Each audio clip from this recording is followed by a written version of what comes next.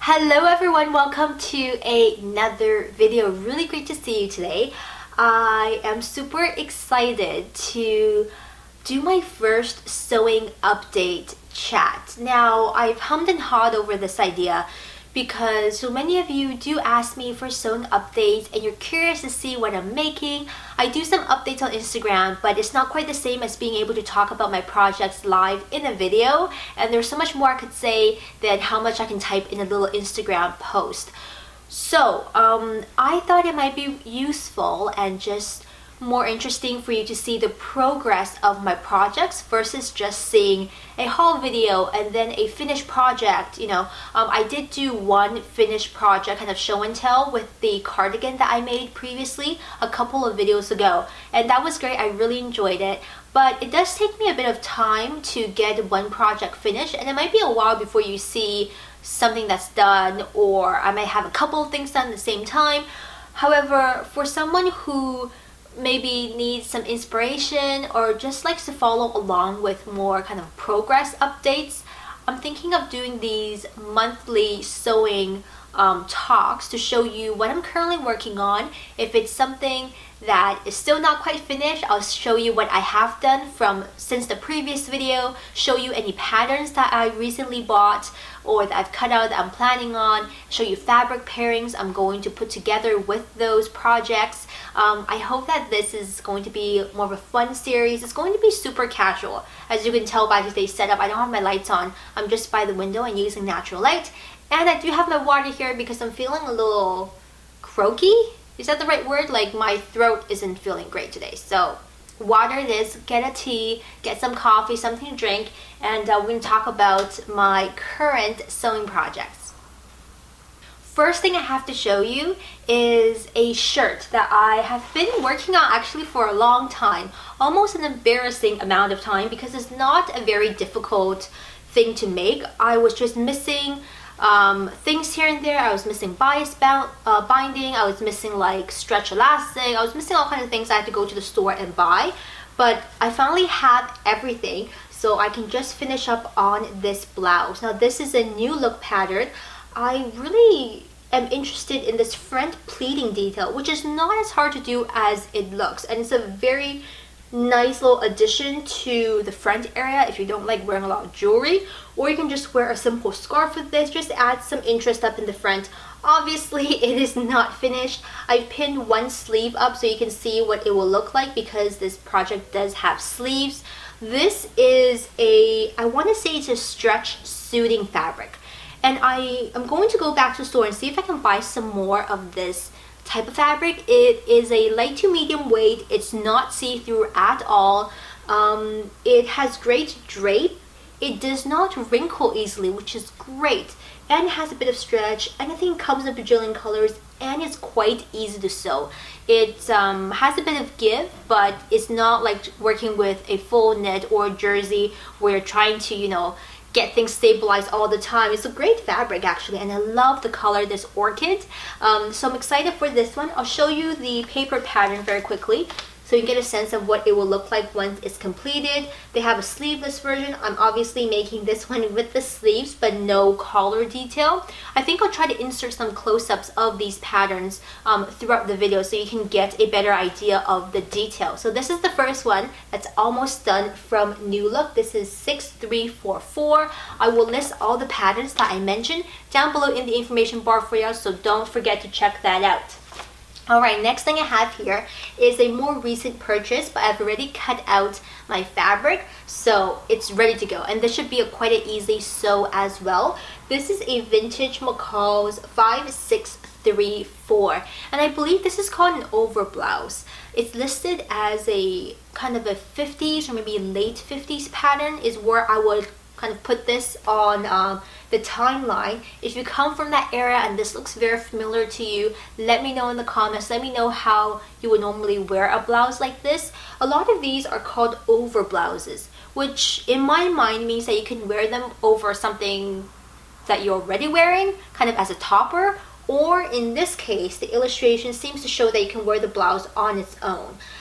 It is a tuck-in variety. I'm sure you can leave it untucked if you would like, but it's got 3 different variations, a couple different neckline variations. I'm working on B, which is just a simple scoop neck. It has darts both in the front, also on the side of the bust. I've already cut out the fabric, so I guess I'll just show you a piece of the bodice here. This is what I am using. It is a stretch gingham, so quite a lot of stretch, but it's not quite a jersey either. I really think gingham is a non-seasonal piece, meaning you can wear it any time of the year and it will look appropriate depending on what you pair it with.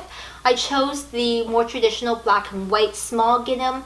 I think this will be really cute. Now this looks quite large when I cut it out. My measurements do correspond to the pattern, which is size 14 in vintage style.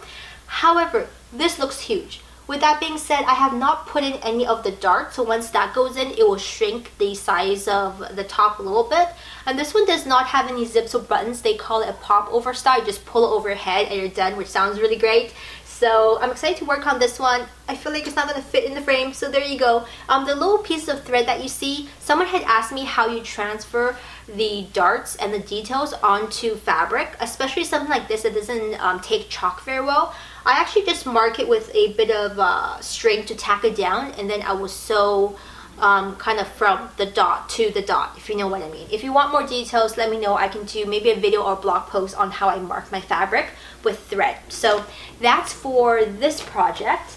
Then I also have, where is it? Here we go, a 1970s skirt. Now this is a 70s skirt. It's MCCALLS 5912. However, it actually looks incredibly modern. I'm working on view A right here.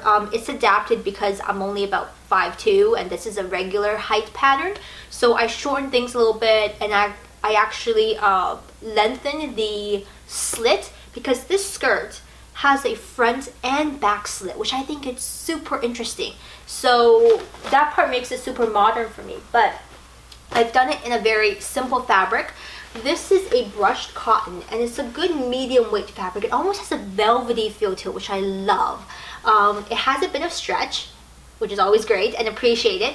But what I've done this time around, for a lot of the more simple patterns that I'm making, I've decided to kind of practice my skills. So versus being overwhelmed in a big project with a lot of steps, I thought it might be good just to work on simple patterns and then practice 1 or 2 extra things, techniques that I've never done before in those patterns, so I get more comfortable with them. So for this skirt, now I feel like I'm not further back enough, but hopefully you can get the gist of the idea. It's a basic skirt. I think this is actually the back. Yeah, this is the back piece. But you can see the slit right here. It has a slit. And on the inside, I've done interlining, which is using a second piece of fabric on the inside. Not only does it give it more warmth for the fall or winter time, but it also adds stability. It also allows me to slip stitch onto the interlining versus my stitches showing on the right side of the skirt. I've done this bias binding here for the seams that I'm super crazy about right now.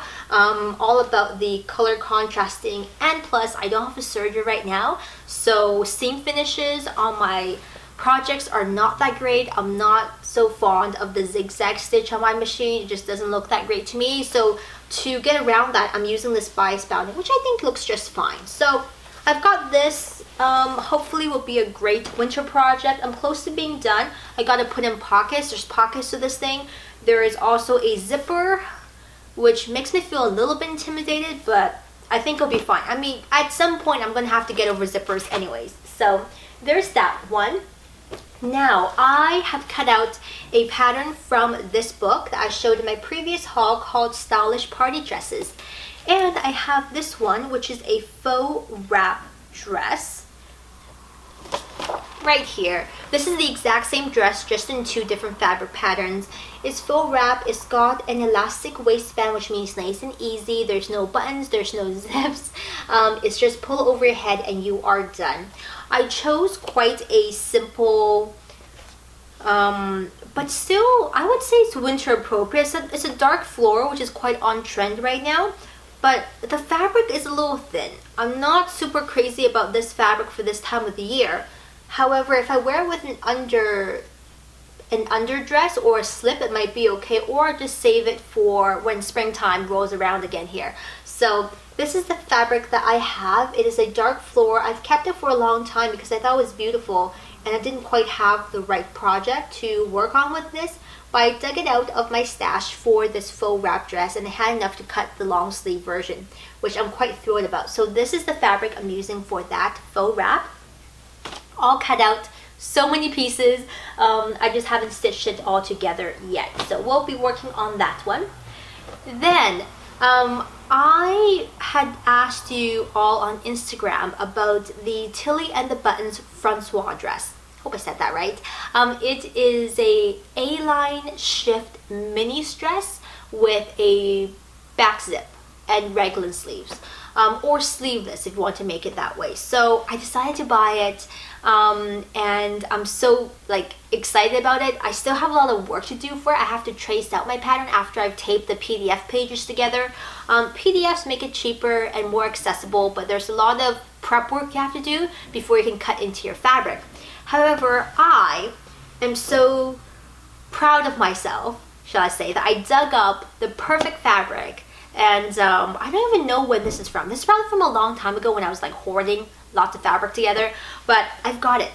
I'm going to use this faux suede navy fabric. It has a bit of stretch and it's a medium weight for the dress that you see on the outside.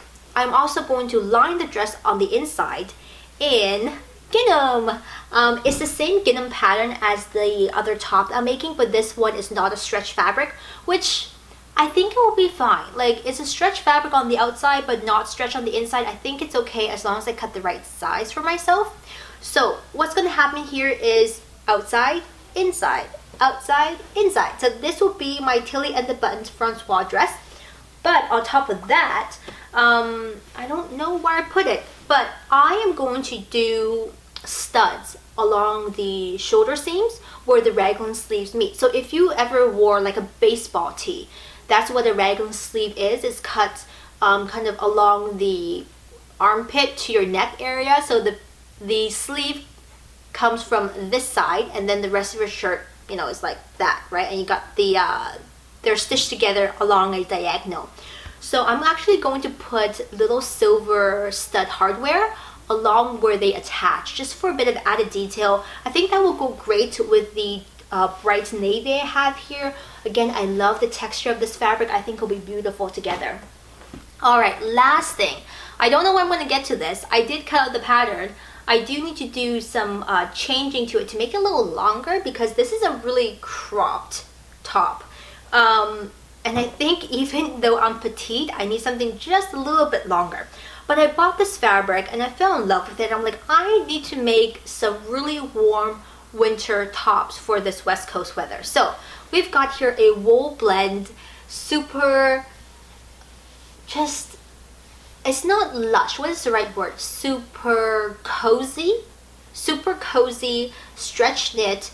Again, wool blend in this dark forest color. This will eventually be a SEAMWORK pattern Astoria crop top sweatshirt, or sweater, I guess, since this is more of a sweater fabric. What I really enjoy is that the backing of this fabric is not the same as the front. So, when you're working with wool fabrics, or you got a wool sweater, it is a little bit itchy if you wear it against your bare skin. This one, because the woolly part does not go to the back, is actually quite smooth and comfortable, and the woolly part is only on the front. So I may be able to do this and not have to wear with a long sleeve underneath. I will again insert a picture of the SEAMWORK Astoria top up here. You'll notice that it is 3/4 sleeves and is quite cropped. So I'm hoping to extend the pattern to make it a little bit longer before I cut into this. I think this is such a pretty fabric. Really nice in person, and again, a neutral, but a colorful neutral, if you will. So those are all of my plans for sewing. If you enjoyed this video, as always, give it a big thumbs up. Let me know what you're excited about and what you really like from my picks. And of course, if you have any suggestions, as always, leave them down below for me in the comment section. I love chatting with you, and I really love hearing how so many of you are really inspired by my sewing projects and my sewing progress. So that's been really fun as well, interacting with all of you on that topic. Until next time, of course, take wonderful care of yourselves, and I will see you again very soon. Bye for now.